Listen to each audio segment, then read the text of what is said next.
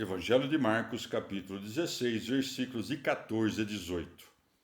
Finalmente apareceu aos 11, quando estavam à mesa, e censurou-lhes a sua incredulidade e dureza de coração, por não terem dado crédito aos que o viram ressuscitado. Disse-lhes: Ide por todo o mundo, pregai o evangelho a toda criatura. O que crer e for batizado será salvo. O que, porém, não crer será condenado. Eis os milagres que acompanharão os que crerem. Expulsarão os demônios em meu nome, falarão novas línguas, manusearão as serpentes, e se beberem alguma coisa mortífera, não lhes fará mal. Imporão as mãos sobre os enfermos e serão curados. Palavra da salvação. Comentário Marcos 16, de 14 a 18. São Gregório Magno. Deve-se notar, no entanto, o que diz Lucas nos Atos dos Apóstolos. Estando à mesa com eles, ordenou-lhes que não se afastassem de Jerusalém. Atos 1:4. E pouco depois, enquanto eles observavam, elevou-se. Atos 1:9. Com efeito, ele comeu e subiu, de modo que, como efeito do ato de comer, ficasse patente a verdade da carne. Por isso, aqui também se diz: finalmente apareceu aos 11, quando estavam à mesa. O Senhor também censurou os discípulos quando os deixou fisicamente para que as palavras que dissesse quando se afastava permanecessem mais firmemente gravadas nos corações dos que ouviam. Uma vez censurada a dureza deles, ouçamos o que disse, em tom de admoestação. Segue-se, pois, ide por todo o mundo pregai o evangelho a toda criatura. Pela expressão toda a criatura, dá a entender ser humano. O homem, com efeito, tem algo de toda a criatura. Com a pedra, tem em comum o ato de ser. Com as árvores, o viver.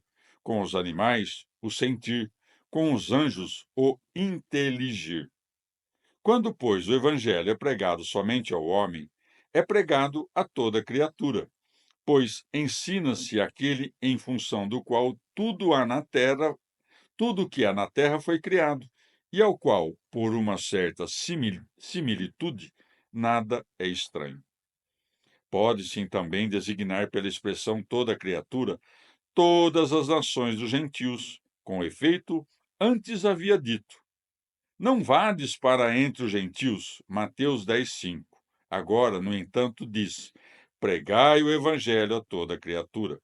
De modo que a pregação dos apóstolos, sendo primeiramente repelida da Judéia, se tornasse nosso auxílio, uma vez que rejeitou-a em testemunho para a sua condenação. Talvez cada um diga consigo mesmo: já criei, serei salvo. E diz a verdade, se mantiver a fé por meio das obras. Com efeito, a verdadeira é a fé que não contradiz com as obras, o que diz com as palavras.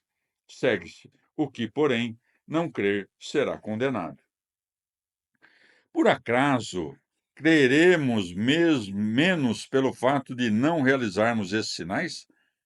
Mas eles foram necessários ao início da igreja, pois para que crescesse a fé dos crentes, ela ela teve de ser alimentada por milagres, pois também nós, quando plantamos árvores, nelas derramamos água até o momento em que a vejamos ter crescido na terra.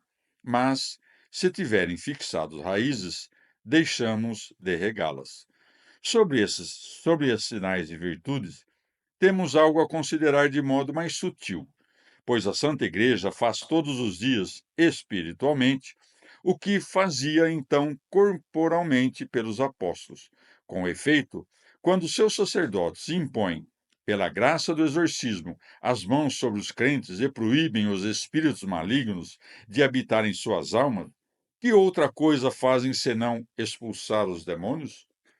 E os fiéis que abandonaram as palavras seculares e ressoam os santos mistérios falam em novas línguas. Aqueles que, por suas boas exortações, retiram a malícia dos corações alheios, subtraem serpentes manuseando-as. Aqueles que ouvem conselhos pestíferos, mas não são levados a praticar perversidades, bebem algo mortífero, mas que não lhes faz mal. E quando veem seus próximos se debilitarem na prática das boas obras, e com o exemplo de suas próprias obras, dão forças à vida deles, impõem a mão sobre os enfermos e eles são curados. Tais milagres são tantos maiores quanto mais são espirituais, e quanto, por eles, não os corpos, mas as almas são reanimadas.